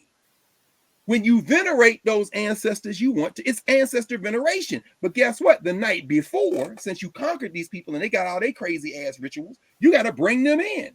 So you got the scary ghosts, you got all the kind of stuff going on. And while you're doing that, your pathologies on All Hallows Eve, and make no mistake about it, the relationship European ways of knowing have with their ancestors is fundamentally different than the way all other cultures have with their ancestors. You're not going to see no scared of your ancestors in Asia. You're not going to see no scared of your ancestors in Africa. You're not going to see no scared of your ancestors in the Western Hemisphere, the indigenous people, which is why they don't celebrate Halloween in these other places. Halloween is a settler ritual that finally makes it over into North America because the Puritans didn't celebrate it. They weren't Catholic. And they were strict on that stuff. But as you bring more Irish, more Italians who are Catholics, and you see the places where the Spanish conquered, including Mexico, you find that even the Mexicans who have a Day of the Dead, if y'all even see the little Disney movie Coco, they venerate their ancestors. They ain't scared of their ancestors. Excuse me, but you're the one out here, boo. Ah, I'm scared of my ancestors. Why? What kind of relationships do you have? Where you scared of your you know what? No, I understand why. Because you're from a part of the world where you gotta have enough to eat. So you can't feed the ancestors. I have friends of mine, I'll never forget one time, this is many, many years ago. It's around 1997. We were in Tuskegee for an Association for the Study of Classical African Civilizations conference. And my dear friend, Afia Zakia, Dr. Afia Zakia, and she would always do this, and it got me to doing it. When you sit down to eat, we would take a break. We going in a little diner in town. We sitting there, all of us young people, we're going to change the world. We're going to stay up all night talking and arguing, debating, go to the conference the next day. So we sitting there, we order everything, stuff. Cause Afia always takes like a little coffee saucer. She asked, can you bring me a cup? Okay, she put it there. And then whatever she's eating, she going to pull off a little corner of it and put a little on that plate. But I got to feed the ancestors. When you eat, you feed the ancestors. Well, Europe, when you talk about scarcity, not only are you going to eat everything on your plate, damn the ancestors, you're looking around to see, are you going to finish that? In other words, scarcity drives this kind of thing. And so trick or treat, trick. Well, y'all got people out here trying to trick people. Well, and there's a whole nother American side to that, of course. After all these immigrants come from the mid-19th to the late 19th century, you see the ritual begin to change. By the first quarter of the 20th century, you see the newspapers and media saying, look, y'all don't be doing all this crazy stuff, this religious stuff. It becomes secular. And then, of course, it becomes commercial as the social structure figures out how to make money. So now, to this weekend, people are going to have their dogs dressed up like witches and dogs and all kind of things. I guess the dog don't get blackface. They're going to have themselves dressed up. All of it's commercial now, but the roots of it are in ancestor veneration. And people damn near forget that November the 1st and 2nd are All Saints Day. So you should be venerating the ancestors, but many people too hung over from stuff. And I won't even get into the apples and all that, because there are Roman figures, deities that come into why they eat apples and stuff like that. Or what happens when you have scarcity in the United States, like a declining tax base, unemployment, underwater mortgages in places like the Rust Belt cities, particularly a place like Detroit, which is why in the 1970s and 80s, you see the ritual turned into Devil's Night, which is a whole nother thing in terms of mayhem. But we'll talk about that another day. The point, though, is that this week leading up to Halloween, as I said, I was with the Smithsonian on Tuesday, and we were talking about the museum as a shrine. And the museum is a shrine where people go in many ways to venerate those ancestors on a daily basis. And I said, it's not important to try to tell one story as much as it is you got a lot of stuff in one place and everybody goes in there. And Paul said this, Gardulo, he said, I'm standing in the Reconstruction exhibit, which is all about how African people try to create a whole different society in the 1860s and 70s. And he says, I'm listening to the conversations and I'm like, wow. I said, that's the whole point. You put the stuff in there and you get out of the way.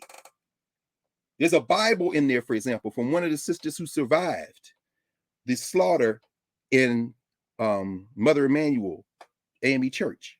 She loaned her Bible to the collection, so you see it there. It's in the corner where they talk about Trayvon Martin and Sandra Bland and the legacy, the afterlives of enslavement.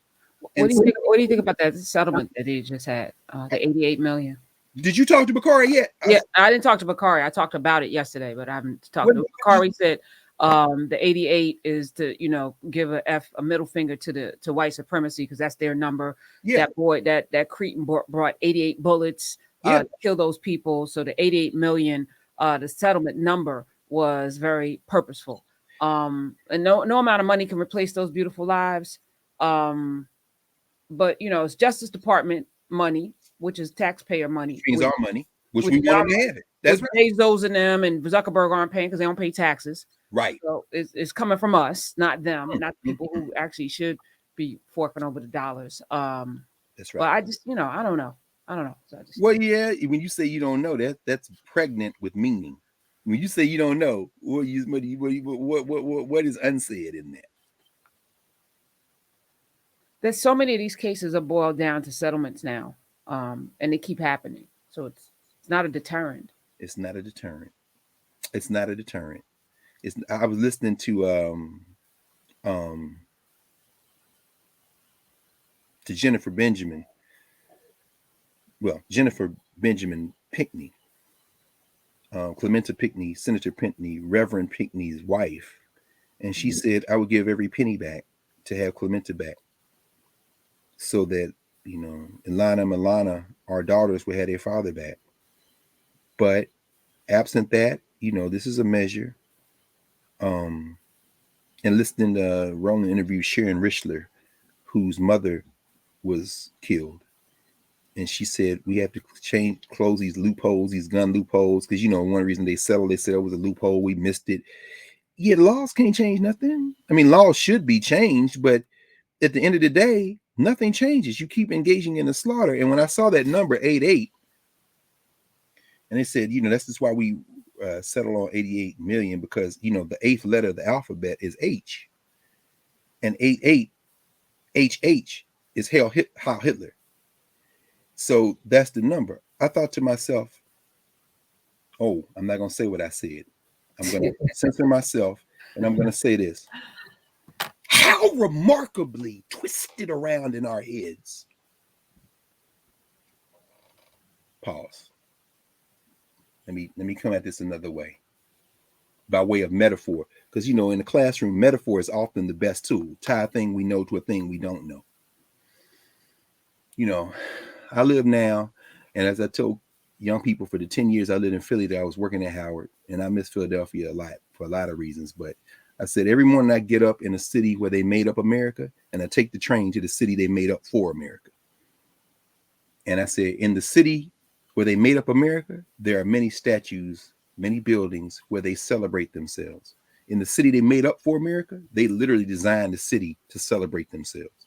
And every time I think about my friend, Dr. Jeff Menzie, who is at Morgan State University, my buddy Ray Winbush, Jared Ball, Ida Jones, all the people at Morgan State, the Morgan State Bears. But Jeff often talks about this. He says, when you engage in rituals, many times you don't even know you're engaging in a ritual. So when you go around the statues in DuPont Circle, when you go meet somebody at Union Square in Columbus Circle and look at that Christopher Columbus statue, you don't think you're praying, but you are. Because your energy, the energy of it looking at you and you looking at it and thinking even if a split second about it, you're giving it energy. This is the power of statues. This is the power of buildings. Independence Hall in Philadelphia, the White House, the Capitol. What's the White House? So I should lower my voice. F you. Oh, no, you can't do. Why? Because this is a shrine for them. This is a shrine for them. That's why I love, of all the museums, including the African American Museum, the museum that you feel that power in a different way is the Museum of the American Indian. I promise you, them Native Americans of the hemisphere, they designed that museum for them. Now, you want to come learn about us? Come on. But we ain't trying to build no bridge unnecessarily. We are here. I love that museum. If it's so-called Thanksgiving, another like Halloween, uniquely American holiday in a way, if I'm in DC, I go down there because it's open. I don't want nothing to do with your genocidal holiday. But I'll come down here with these Native Americans because they have rituals down there. I go down there and watch the ritual. Hey, who are you? I'm just your cousin, your brother. I'm just sitting here. Come on in, no question, because I love it. But Jeff talks about that. Menzie, when you go around these statues, these circles, it gets in you. So why do I say that? What does that relate to what happened in Mother Emanuel? You took a number that celebrates Heil Hitler and white supremacy, the number of bullets he had, and you made that the number of the settlement. Fool, why did you make it 99 or 89? You just reinforced their number. Now, I ain't mad at you because I understand where you went to school. And I understand the impact of the social structure on your education. And I understand that perhaps that was brought up. I pray that it was never brought up in any settlement discussions. Can you make it an 89? To show the triumph over the 88? Or if you must use the 88 as your point of departure, why would you reinforce the 88? Because guess what? Your open enemies is like, yeah, they paid them, but they know Heil Hitler.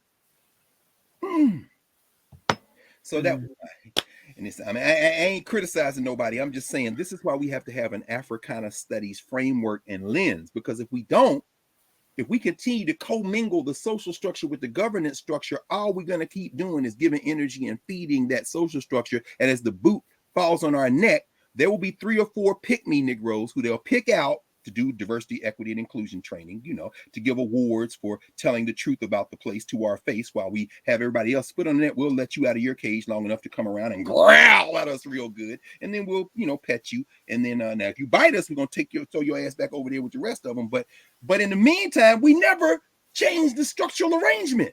It never changes. And God forbid that while we're in this conversation, another bunch of people get slaughtered. And then we just start the process all over again. And they already start doing the calculus on how much we got to pay them in 5 years. Let me thank you once, and I'm sure Bakari didn't know. No, I didn't know. You know what I'm saying? As you're talking, I wouldn't have thought about that. I never to this day thought about the ghosts as ancestors for Halloween. Like, you don't know what you don't know. And then once you tell us, it's like the light just comes on. So I just want to say thank you for that. And this is, again, before people start making decisions, maybe they should sit down at the feet of somebody, like, come ask somebody. Damn, don't just or we be together. Like, with that room being full of people who, basically circle jerk. They basically, no one's challenging anything. All right. Nobody's challenging it. Right. No. But the tragedy is we think we're challenging it. And that's the tragedy. So yeah, I mean, in terms of hip hop comes out of cultural meaning making, where we are standing in our own governance structure, who we are to each other. It comes out of ways of knowing where we're celebrating, we're arguing, even our arguments have style. The toasting tradition, the MC cipher tradition, even our debates and arguments. I wonder if any of those so-called fights, 26 fights, I guess they may have been fist fights, how much of those fist fights had to do with misunderstanding the code? What was the context? In my experience as an educator, particularly when I was working directly in the school district of Philadelphia for the years I was there, I spent many a day in schools, understanding that whatever the conflict was in the halls of Dimmer Beaver Middle School or West Philadelphia High School, those were conflicts that came from the community into the school. In fact, I've been in schools where some of the people came to school the next day to get at each other to fight because they couldn't go from street to street in the neighborhood to fight, but they knew they was going to see each other tomorrow in school. So we don't even know. All we know from the reports in Shreveport is they fighting in the school. But do you know where it came from? Do you know who was sent to the school that if you don't fight them there, we're going to fight you when you get home? You ain't covering none of that, but you sit in the library. So none of you have degrees. And so what makes you qualified? I'm going to follow your ass to home. I'm going to follow you home. You ever been in a fight in school? No, I can't say that I have. No, because you outsourced your fights to the rest of the world. It's called American history. So your peace in your school was bought at the cost of people fighting in a sweatshop in Haiti and Dominican Republic, or people in Africa trying to feed themselves because they could feed themselves till you showed up, or people in Central America trying to get to the United States because you didn't destabilize their damn government. But your peace, you were peaceful. Now you sit here and ask, what qualifies you to have a what qualifies to me is I see you and I know you shouldn't have nothing to do with it. You know what the look is? You ever heard of the look? I know you haven't. I just gave you a little taste of the governance structure as that sister did, and she turned him back up on his heels. But hip hop comes out of those relationships in the governance structure. And then they used the science and technology of the moment to create cultural meaning making. And in that cultural meaning making, you see them ensconce movement and memory. So when you hear hip hop, you are hearing all of the formations of Africana, but you're also hearing how the social structure has waged a relentless war to subvert, to monetize, to control this governance, this maroonage, this self-determining culture. Now, this is where we'll end. This will take but a second. Even as I saw in the paper, today's paper, that Gil Scott-Heron is going to be inducted in the Rock and Roll Hall of Fame. I just started laughing. Because here's the point. And I want y'all to hear this in Cleveland, Ohio, Rock and Roll Hall of Fame. Was it Bring the Noise, Public Enemy? Stick a Chick in Miami. Terminator X rocks the jam. Who gives a F about a GD Grammy? I don't give a damn about the Rock and Roll Hall of Fame. You know why you induct one of the greatest culture keepers of the last century into your Rock and Roll Hall of Fame? Because you want to stay in control and relevant. That's why. Because Gil Scott-Heron said it's winter in America. And you put him in the Rock and Roll Hall of Fame the same way you put lions in the zoo. So you can look at the ferocious lion and remind yourself that you tamed it. That's why. Because you would never approach a lion in the wild without a weapon. You got to put him in the zoo. You got to put her in the zoo. So you put your Rock and Roll Hall of Fame is the zoo. Gil Scott-Heron, in fact, this is what Fred Douglass said. The first page of this, this is the first quote you see. Douglass said, "The question now," Fred Douglass says, after the Civil War, "do you mean to make good to us the promises in your Constitution?" And I asked this question the other night. I said, I hear a lot of talk today. We be talking about our country. We're better than this. But why did Fred Douglass say your Constitution? Because he understood. It's your Constitution. You're the one on trial, not me. So on the eve of the announcement that he's being inducted in the Rock and Roll Hall of Fame, they'll be like, "Congratulations." I'm like, why? Build your own damn hall and then you decide who gets in. But you can't do that because you want to, play them 88 keys, no pun intended. But the point is that hip hop has been included in the Rock and Roll Hall of Fame. And anytime you start talking about hip hop, you start talking about narratives. One of the first things we do in my class, my hip hop class, we start with the end in mind. The final project, you got to create a narrative of hip hop. But in order to create a narrative of hip hop, you have to have as wide an exposure to the various forms of cultural meaning making as possible. And then you also have to generate your own lens for assessing what you mean in the various elements of hip hop, tagging, what they may call graffiti. We see the origins in Kemet, ancient Egypt. We've been writing on stuff for a very long time. So don't look for little writing graffiti like Italy. No, hell no. So when you see people like Cornbread in Philly or Taki 183 or Lady Pink and them cats in New York, they are not being informed by a European tradition. This is Africana. We've been writing before anybody on the damn planet. So if you're going to do that, if you're going to do dance, if you're going to do break dancing, B-girl, B-boy movement, then you're going to look for the movements of Africa to inform how you assess the quality in contemporary hip hop or a moment in time, this kind of thing. If you're going to look at speech acts, if you're going to look at what they may call emceeing, you're going to look at the speech patterns and the speech acts of Africa. So we spend the first couple of weeks digging into these various cultural meaning traditions of Africa so people have the tools to look and see. Now, Lil Nas X, you may like or not like, debate. We ain't gonna debate likes and not likes. So maybe we can have a conversation, 10, 15 minutes. Y'all want to argue, it's cool. I'm enjoying the conversation. I'm listening. We love my influencers and this kind of how he came to be and all this kind of thing. And at the same time, we've learned enough about his shoe so you can read that red and that black, even if he's not reading in that way. You're gonna bring a different lens to trigger a different way of thinking so that you completely evade this silly gender conversation. He's gender bending. What genre is he? LBG2? Why you? Take all that and put it in the social structure. Now come back to your governance structure, your ways of knowing where those binaries don't exist as things that have to be recombined in some intersectional form. No, leave all that in the social structure. Come from your ways of knowing and come up with a different way to think about everything from Old Town Road to WAP. And I'm not saying that eschews the political dimension, but here's where I find this very interesting. This is why I find it interesting. That same Smithsonian that just had this companion volume and this new exhibit on Reconstruction, they had the one on World War I. I was very happy to moderate that conversation too in the exhibition. They just published something called the Smithsonian Anthology of Hip Hop and Rap. Big book, companion CDs, which tells you already that this should give you the first clue. There are 9 CDs. And they say here are, in fact, let me just, they say this is, let me just go here. Let me see. The foreword is written by Lonnie Bunch, who's the Smithsonian Museum's, obviously the director of the entire Smithsonian. The Smithsonian Anthology of Hip Hop and Rap begins with 44 experts. You see what it says, hip hop and rap? Now, remember what KRS-One says, and of course, he's written a couple of books and he gives lectures all the time on this. Rap in many ways is the commercial genre, rap music. Hip hop is the way of knowing, is the broader sense. And so when you talk about these elements of hip hop, tagging or graffiti, as they may call it, movement or dance or whatever, the question of emceeing, the speech act, DJing or producing or however you want to put it, putting the tracks in the music and creating, DJing, putting the music together. That's 4. We say, is there a 5th element? Well, Bambaataa and them boys and all the rest of them may say the 5th element is the knowledge.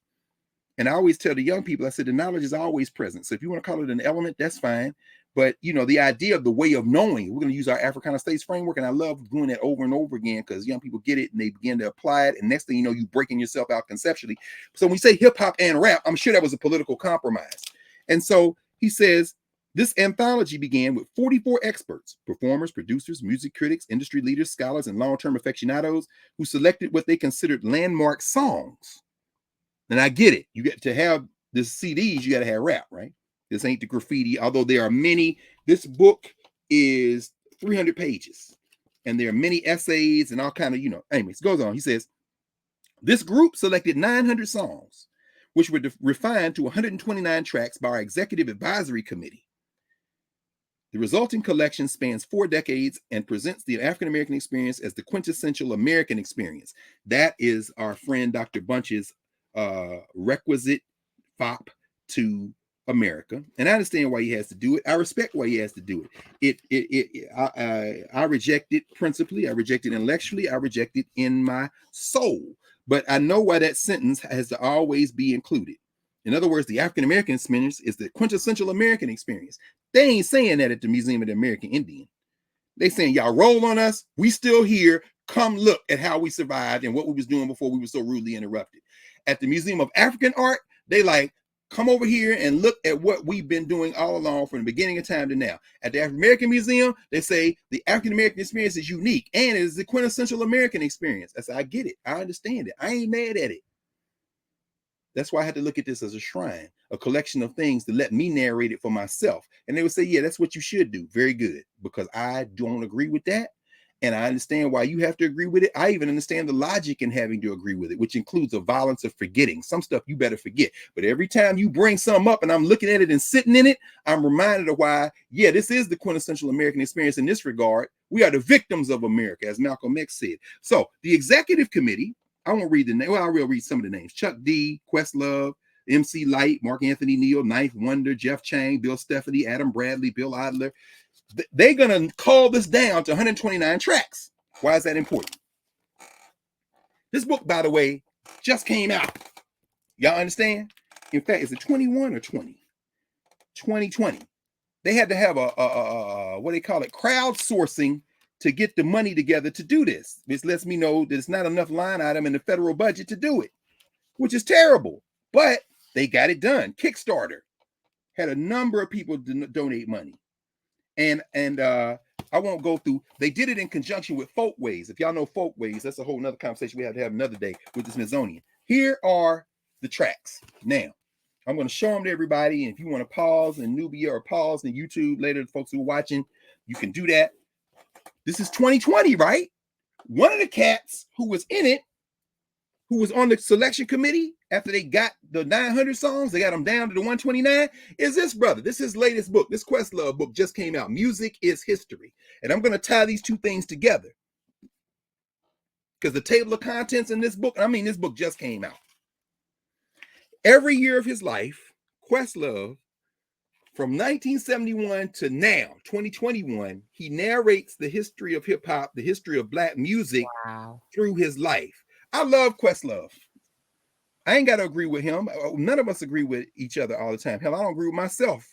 Wait a minute, hold on. I thought about that. Du Bois is the roadmap for that too in some ways. He's like, you see Du Bois arguing with himself over 90 some years. Things he says in his 90s, he didn't even say in his 80s, much less his 60s or 40s or 30s. So you see this constant growth.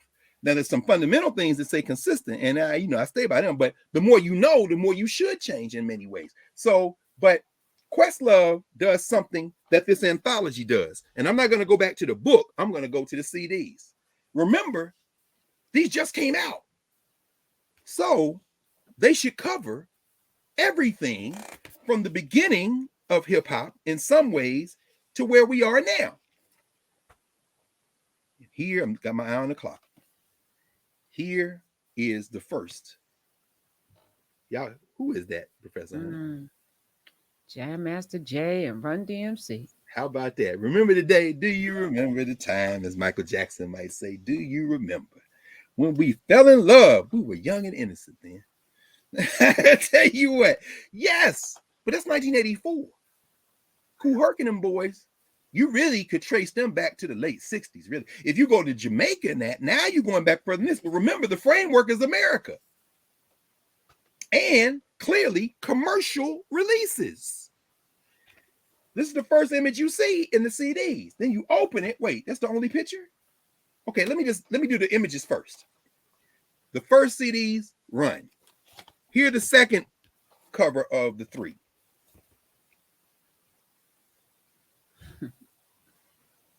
What's the narrative being communicated?